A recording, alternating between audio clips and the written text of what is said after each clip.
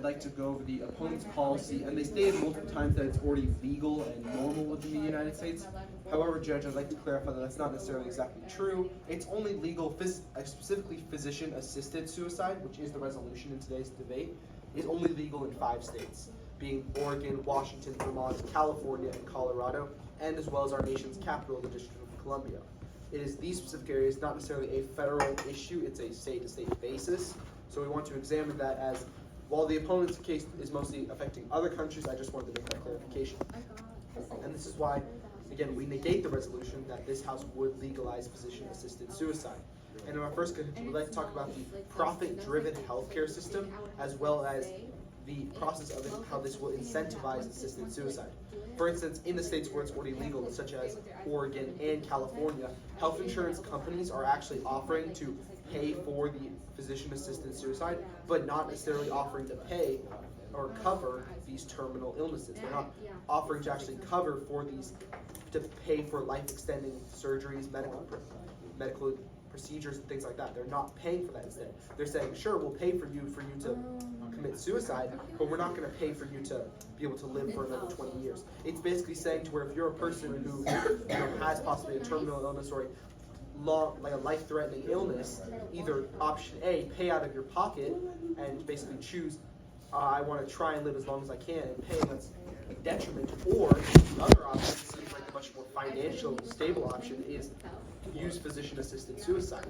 And the issue with that is that it's basically incentivizing the whole process to take place, which is not necessarily something that we want to occur. The opponents constantly harped on how we want these people to be mentally sound, that this is in their best interest, or something that they want, or something that they should be given the opportunity for. However, with these kinds of incentivizations that is going to occur as a result of through health insurance companies is not necessarily allowing for the most mentally sound option.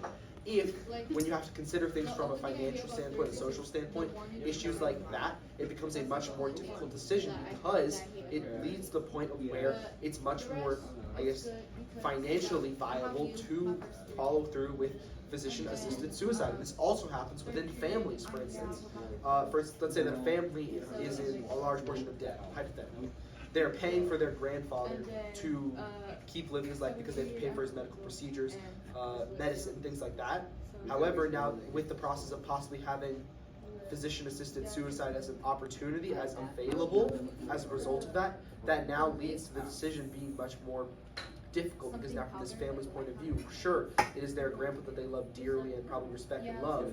However, the fact still remains that they can't necessarily keep paying for it, and now the health insurance companies are incentivizing for physician-assisted suicide. That's not necessarily something that we want to promote. And the opponents, in their case, brought up the example of the girl in the Netherlands who had that terminal illness, and they brought up this quote, and they brought up what they said was, nobody should be forced to live. However, Judge, nobody should be forced or coerced to die. That means that we should not have any form of incentivization as a result of health insurance companies, family pressures, or things like that. We should not incentivize you to have physician-assisted suicide. I will take your question. So in your statement, didn't you agree that the Parliament itself would not be physician-assisted suicide, but rather the advertisement of such? That's one of the issues, but there is an issue with physician-assisted suicide, which I'll get into right now. Thank you.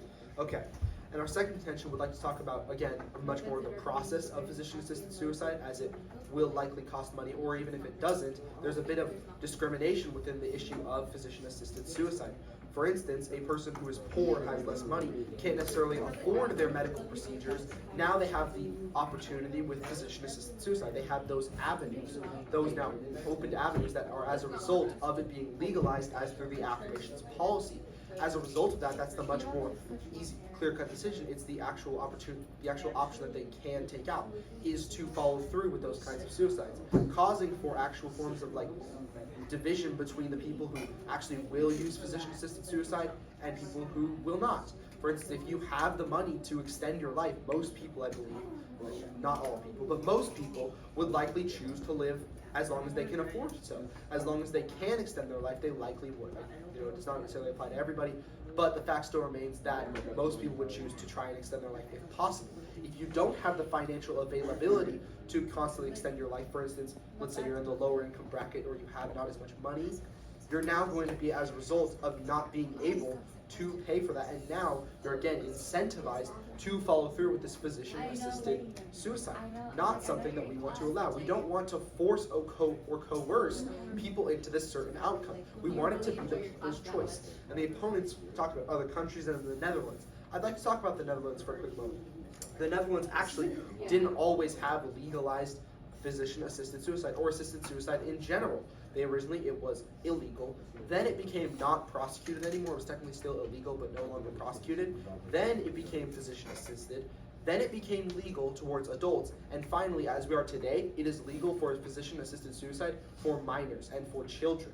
They are now have that avenue as a result of the process, which is our third contention of the slippery slope concept. Basically, as we follow through with this concept that the affirmation is trying to propose to you today, Judge, we are just going to lead to further and further avenues that open up the gates, such as the Netherlands. The opponents constantly brought up the Netherlands, how they're having this whole positive perspective as they're now giving these opportunities for people who are terminally ill. Judge, they're also allowing for children to just die. It doesn't even have to be physician assisted.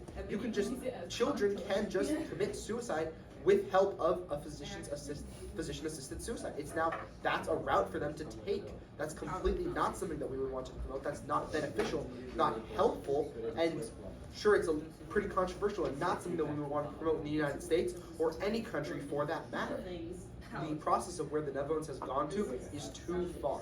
Physician-assisted suicide, whether it's for somebody terminally ill or somebody who's just of old age and can't extend their life, that's a bit more controversial. But when it leads to the process of the slippery slope concept, it's going to lead to further and further issues. And again, I'll go over the opponent's case a little bit since I still have a bit of time. And their policy was focusing mostly around other countries. They brought up things like how other countries besides the Netherlands, as they claimed that it was already legal in the United States. Judge, I already clarified it's not necessarily legal in the United States. There's only 5 states that really allow it for specifically physician-assisted suicide. And the opponents constantly harped on this concept of this girl in the Netherlands who was struggling with a terminal illness, and how without the opportunity of physician-assisted suicide, it became impossible to live, or it was like so much of a struggle and so much pain that she was no longer able to do that, and that the right option for her was physician-assisted suicide. Judge, that's purely a case-by-case basis. You can't necessarily say that this one girl's application of her life applies to every single person. Sure, some people might need those kinds of opportunities and avenues.